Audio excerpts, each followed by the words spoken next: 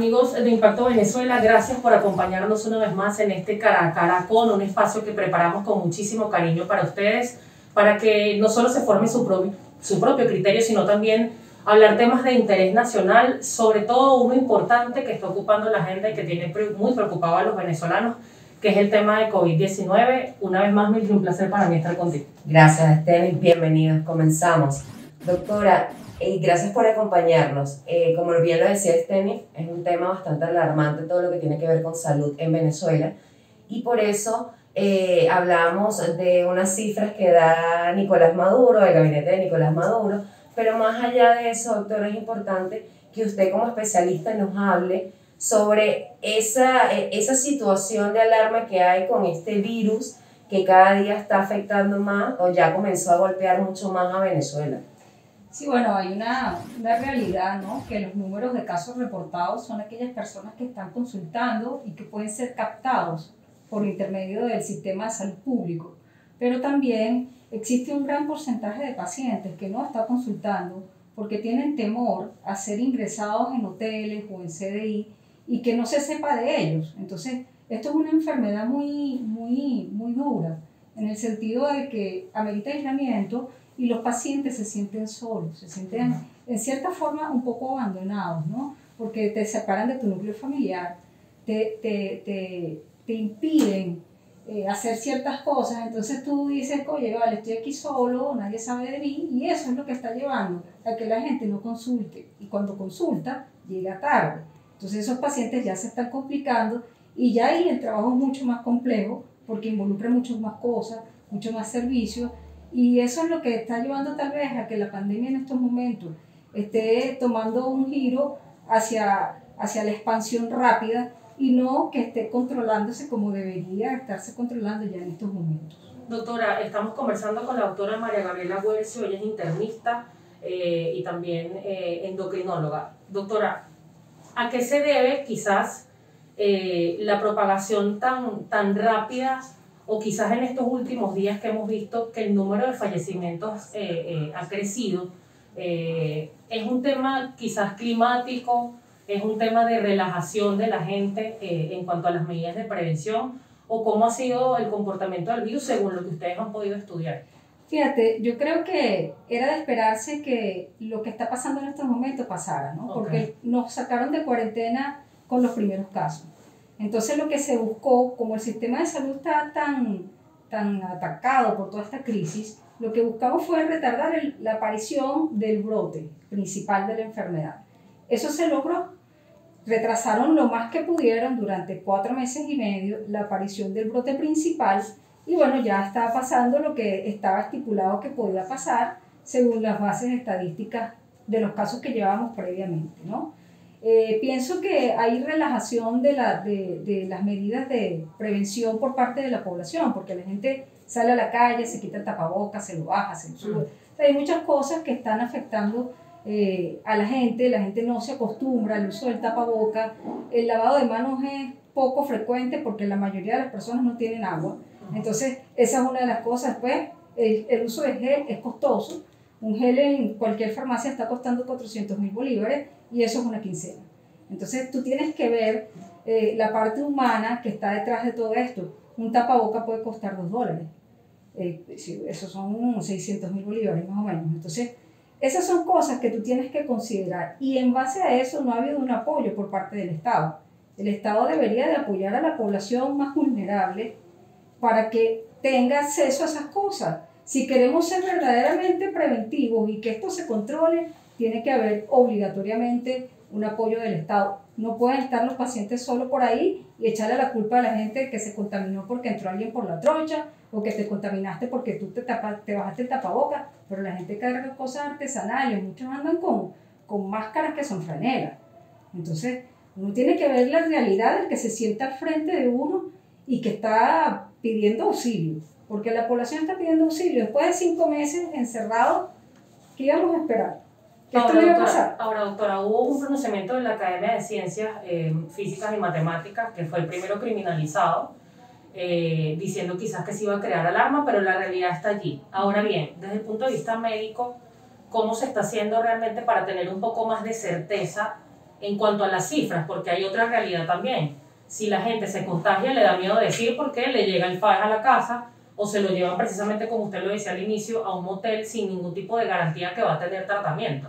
¿Qué tan reales pueden ser las cifras que está dando el sector oficial en este momento?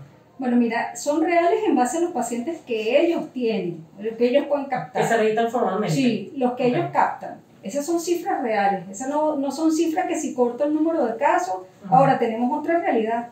Esas son cifras de 15 días atrás. O sea que si ayer se reportaron 800 casos, 895 casos, esos son de hace 15 días, esos no son de ayer. Entonces la realidad es que la PCR tarda y hasta que no se tiene el caso confirmado con PCR, no pasa el caso a las cifras oficiales. Entonces allí tenemos una realidad que todos los números están como en delay, todo es en retardo, ¿ok? Y esas son cosas que nos están pasando, tal vez los muertos, no, ¿ok? Esas personas que fallecen y que tienen ya la PCR confirmada, pero ahí ese paciente que falleció y que no se le logró tomar la muestra, pero que era sospechoso, ¿dónde queda? ¿En qué estadística entra? Nosotros hoy, por ejemplo, no sabemos, no tenemos cifras oficiales del número de pacientes fallecidos por enfermedades infecciosas respiratorias. Entonces, ¿cuántos hay? Porque esos son casos sospechosos. Entonces, hay una realidad que es que no hay forma de que nosotros sepamos cuántos casos hay. Uno puede saber cuántos casos ingresan por la emergencia, pero cuántos de esos de verdad van a ser COVID-19 no lo sabemos. ¿Por qué? Porque no a todo el mundo se le está haciendo la prueba, no hay una distribución de pruebas en todos los centros de salud, los hospitales Centinela tampoco tienen prueba rápida, ahorita solo reciben pacientes que tengan la prueba rápida hecha en otro centro. Entonces, esas son nuestras realidades, ¿no? Estamos trabajando muy cortos como médicos.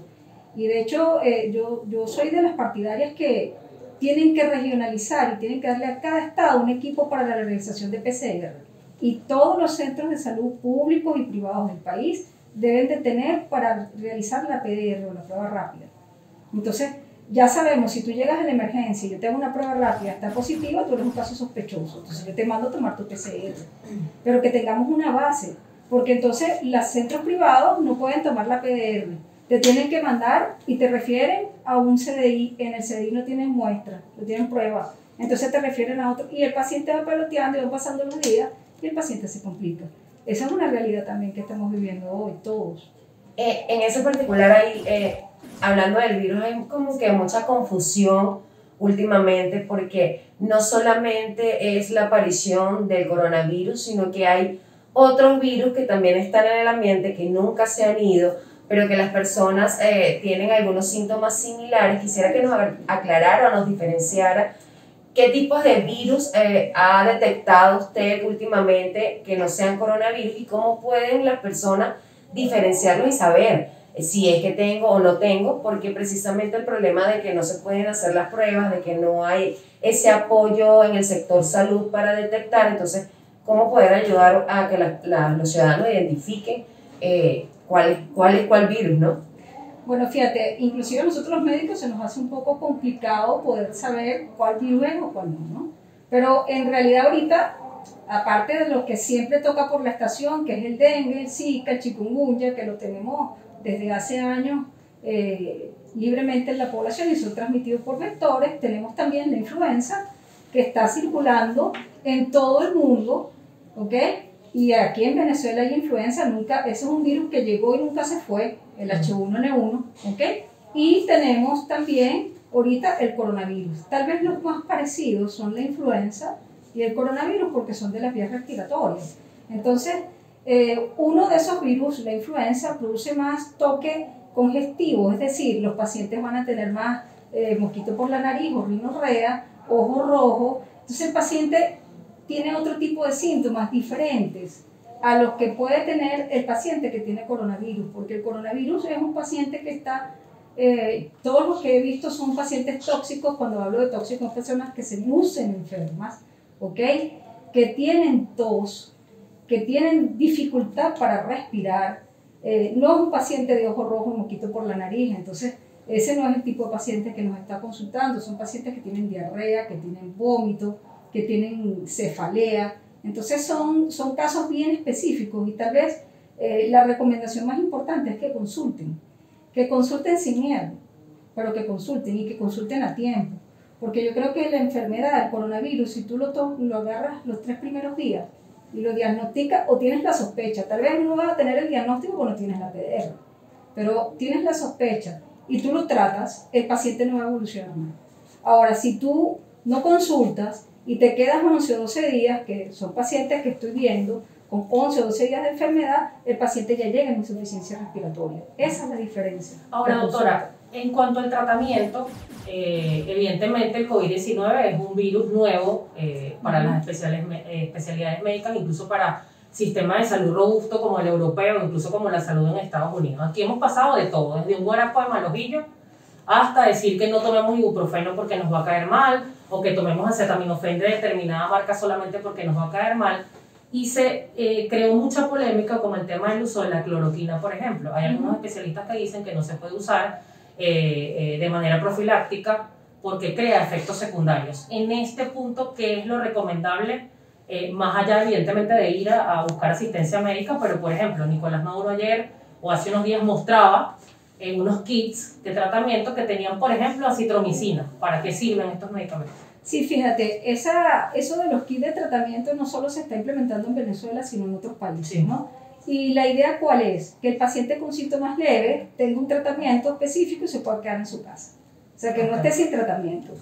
El tratamiento está basado en tratar de bloquear la transcripción del virus, ¿no? Y para eso tienes unos antivirales que son pocos los que hay, en realidad hay uno solo que está haciendo efecto, pero se usa en casos severos, ¿ok? Y tienes también la hidroxicloroquina o la cloroquina, que la utilizas para que no se transcriba las proteínas del virus, que eso es una de las cosas importantes, ¿ok? Igual que la ivermectina o la nitazoxamida. La nitazoxamida también es otro medicamento que es antiparasitario, que es el famoso Selectan, que se usa mucho para las diarreas. Estos medicamentos demostraron que no se transcribe el virus, el ARN del virus, y por eso se utilizan, ¿ok?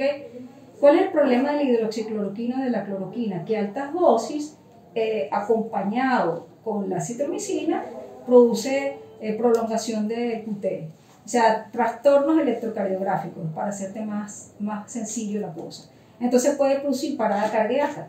Entonces tú tienes que tener mucho cuidado en quién vas a usar la hidroxicloroquina, cosa que la ivermectina no produce. Entonces estudios hechos en Australia demostraron que la ivermectina tiene menos efectos colaterales y es tan efectiva como la hidroxicloroquina. Y fue dejándose a un lado la hidroxicloroquina. Con respecto a la hidroxicloroquina te puedo decir algo más. Fue tomado como una bandera, por ejemplo, el presidente de los Estados Unidos lo tomó y que profiláctico. El presidente de Brasil lo tomó profiláctico, y el presidente de Brasil tuvo coronavirus. Entonces tú me dices, bueno, ¿sirve de profilaxis? No, no sirve de profilaxis. Eso sirve cuando el paciente tiene la enfermedad leve a moderada y tú necesitas controlar, bajar la carga viral de ese paciente. Para esos pacientes es que sirve, ¿ok? Tiene una indicación bien específica. Entonces yo recomiendo siempre que no se estén automedicando, sino que nos consulten, que nos busquen, que vayan al médico, porque nosotros podemos darle la orientación e indicar lo que necesita el paciente en el momento de la enfermedad que uno determine, porque tiene 3 etapas y uno tiene que determinar en qué etapa está el paciente para poder indicar el tratamiento específico, ¿no? Entonces yo creo que eso debe ser respetado, porque la gente se automedica. La citromicina se usa porque normalmente los pacientes se contaminan con bacterias, ¿ok? Y esas bacterias que contaminan a nivel pulmonar, como el neumococo, pues se ataca con la citromicina. Entonces, la idea de la citromicina es eso, ¿ok? No es porque potencie ningún antiviral o porque vaya a potenciar a estos medicamentos que van a bloquear la transcripción de las proteínas del virus, ¿ok? Sino más bien es porque, bueno, atacan otros procesos infecciosos. Entonces, eso es importante. Y sobre los costos, doctor, algo tan importante, porque debería ser el Estado el que lo suministre completamente, pero quizás no tenga la capacidad. ¿O cuánto costaría ese kit que, como bien decía Stenis, que lo estaba mostrando Nicolás Maduro en estos días, porque un venezolano gana $2 al mes? Entonces, ¿cómo batallar contra este virus con esos medicamentos cuando ni siquiera hay una vacuna? Sí, mira, fíjate, si hablamos, por ejemplo, la ivermectina, que se está usando mucho, una caja cuesta casi 2.500.000 bolívares, ¿ok? Ese es el costo. Entonces, el paciente necesita 2 cajas, por ahí se van 5 millones de bolívares, sin contar el acetaminofén, el antialérgico, la vitamina D, la vitamina C, todo lo que es el combo del cual habló el presidente de la República que el Estado da.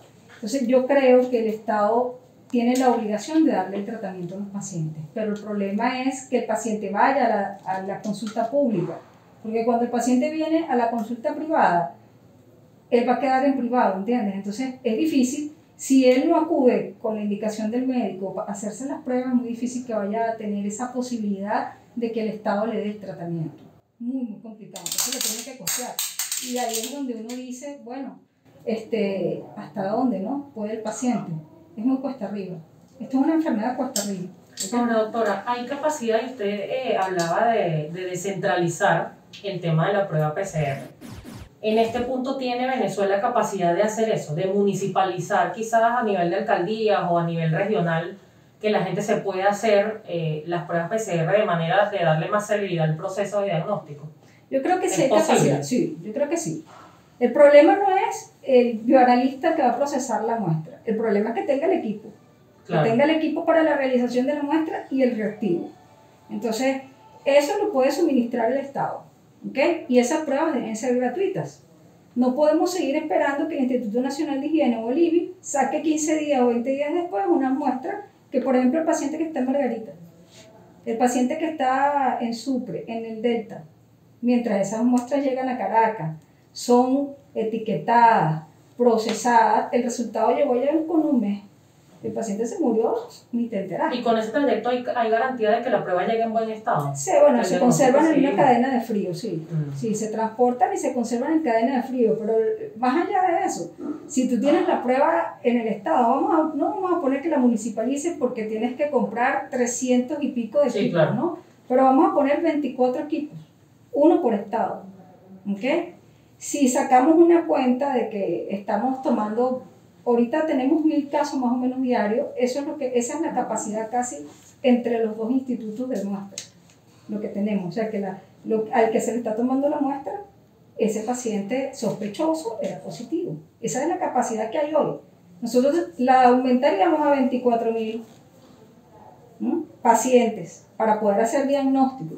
Y yo creo que más allá de los números, porque a veces la gente se alarma por los números. Sí. Miren, nosotros vamos a llegar a ver números a lo mejor que nos van a alarmar muchísimo en el tiempo.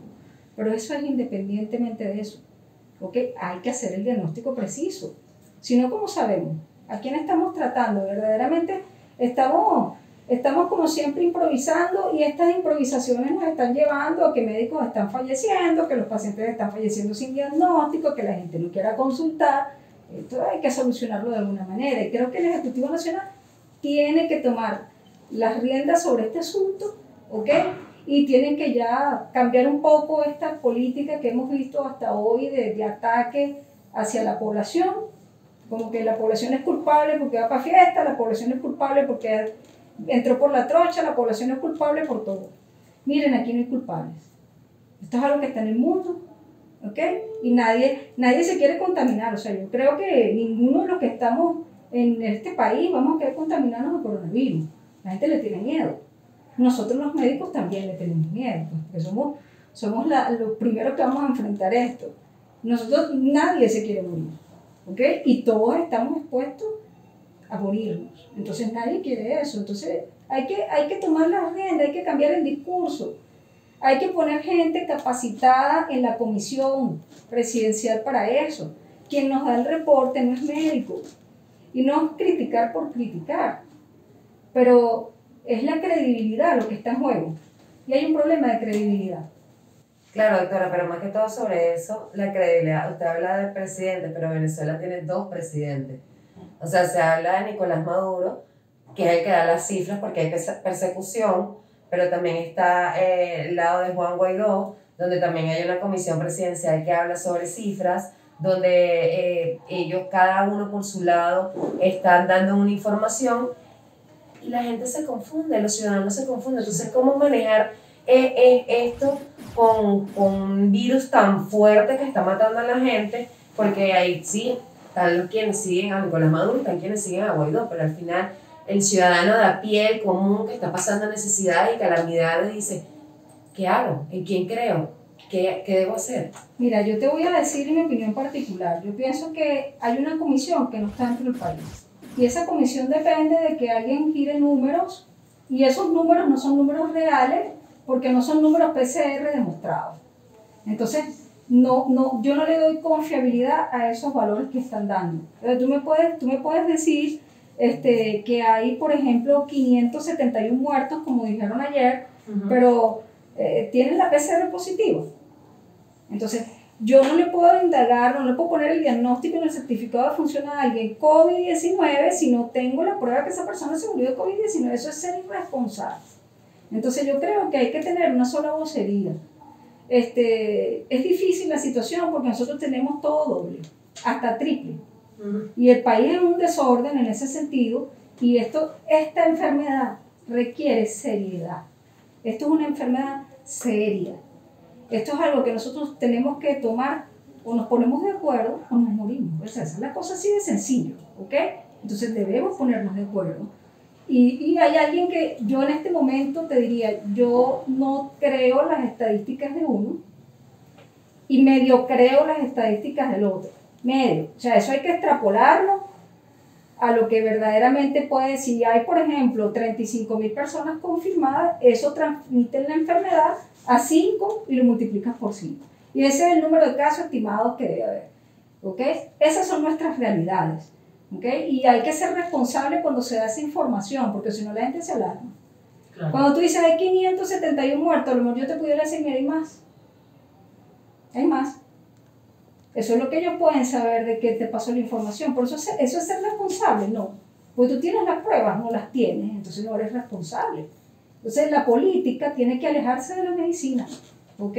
La medicina es la medicina y la política es la política. Ahora, los que diseñan las políticas de salud tienen que considerar a la situación que nos estamos viendo en estos momentos, que estamos viviendo los médicos en las clínicas y en los hospitales y que está viviendo la población. Eso es lo que ellos tienen que ver, ¿ok?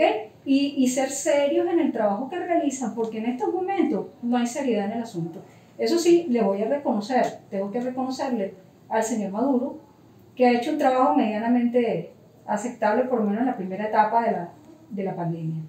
Porque logró sus objetivos. Los objetivos que él tenía planteado, era que el pico se retrasara para preparar el sistema de salud, fueron logrados. ¿Okay? Ahora, doctora, ¿qué explicación se le puede dar a la gente en cuanto a la mortalidad en el sector médico?